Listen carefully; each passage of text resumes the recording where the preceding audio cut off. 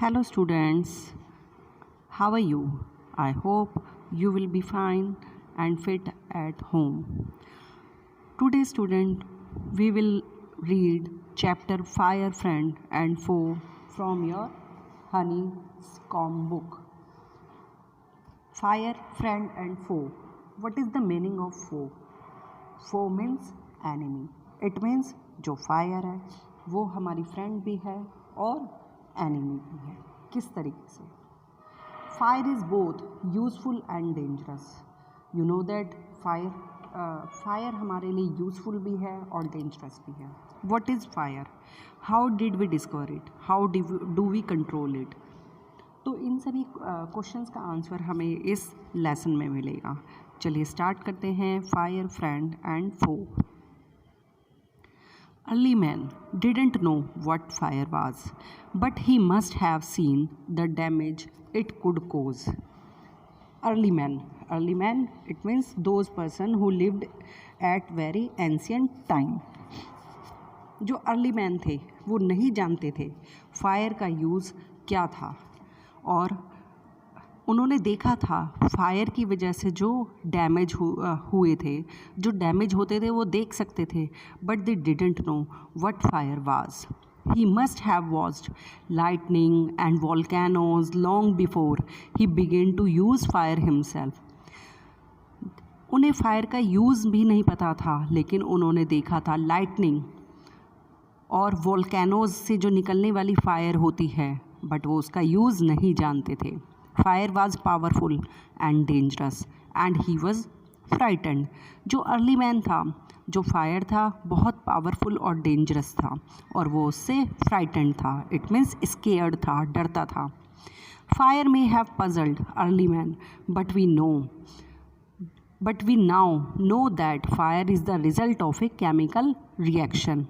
उस टाइम पर जो फायर थी, एंशियंट टाइम पर जो फायर थी, वो शायद अर्ली मैन को पजल करती थी, कंफ्यूज करती थी, बट वी नाउ नो. लेकिन अब इस टाइम हम जानते हैं fire is the result. Fire किसका रिज़ल्ट है? It's the result of a chemical reaction. When the oxygen in the air combines with carbon and hydrogen in a fuel, a chemical reaction takes place. जब oxygen, you know that air is the mixture of gases and oxygen is one of them. जो air में पाए जाने वाली oxygen है, जब वो combine होती है कार्बन और हाइड्रोजन के साथ इन ए फ्यूल, और फ्यूल में a chemical reaction takes place, एक केमिकल रिएक्शन पाया जाता है. Energy is the form of heat and light is released in this process. और जब फायर को हम क्रिएट करते हैं तो उससे क्या निकलता है? उससे energy in the form of heat and light. उससे क्या निकलता है? एनर्जी निकलती है, जो किसकी फॉर्म में होती है? हीट और लाइट की फॉर्म में जो रिलीज़ होती है. This is what we call fire, जिसे हम क्या कहते हैं? Fire. 3 things are needed to make fire. 3 चीज़ों की ज़रूरत होती है फायर के लिए. Fuel, oxygen and heat.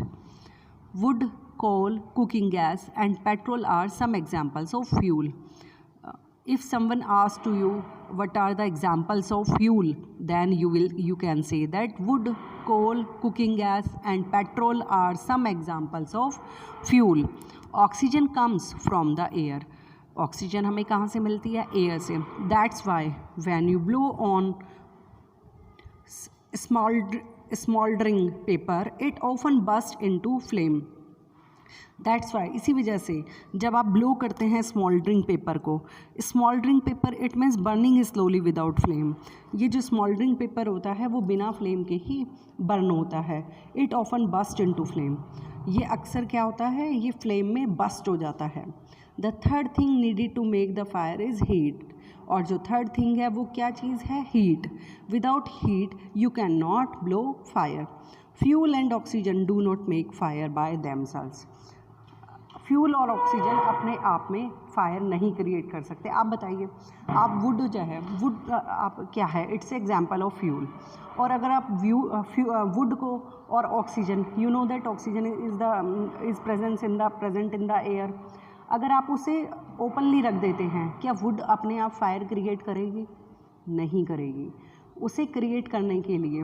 और ए न्यूज़पेपर और ए stick lying in the open would catch fire on its own. अगर आप एक न्यूज़पेपर को रख देते हैं और एक उसके पास स्टिक, मैच स्टिक रख देते हैं ओपनली, क्या वो अपने आप फायर कैच कर लेगी?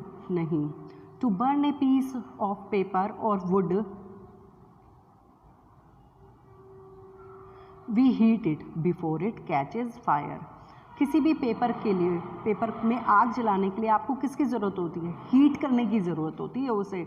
आपने देखी केमिस्ट्री में जो आपकी साइंस बुक है उसमें पढ़ा होगा कि जब एक कोई चीज़ अपने जो होता है ना एक बर्निंग पॉइंट को जो पकड़ लेती है, तब वो उसमें से क्या होता है, उसमें से वो एक हीट क्रिएट करने, वो उसमें से एक हीट क्रिएट होती है, और जब वो हीट क्रिएट होती है तो वो जलना शुरू कर देती है।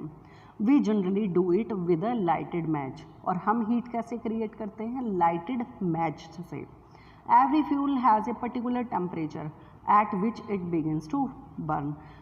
देखिए, हर जो फ्यूल है, कोल का अलग एक बर्निंग टेम्परेचर होता है, वुड का अलग होता है, और आप ये देखेंगे कैरोसिन का बहुत कम बॉइलिंग बर्निंग टेम्परेचर होता है, it catches fire very quickly.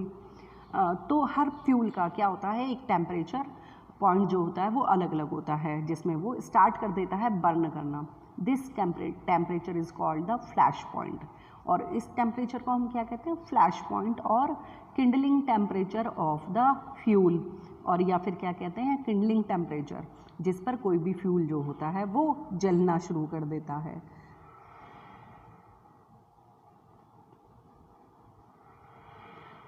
It is sometimes said that fire is a good servant but a bad master.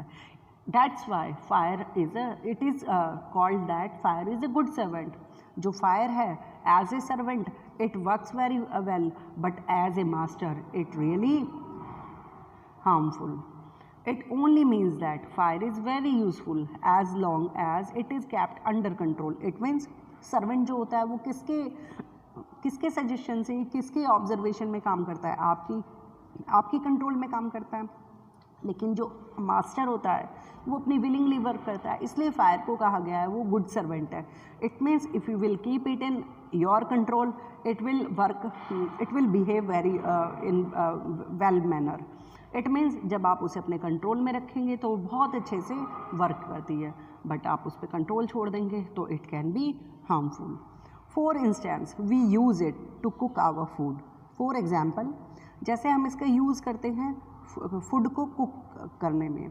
Warm our homes in winter and to generate electricity.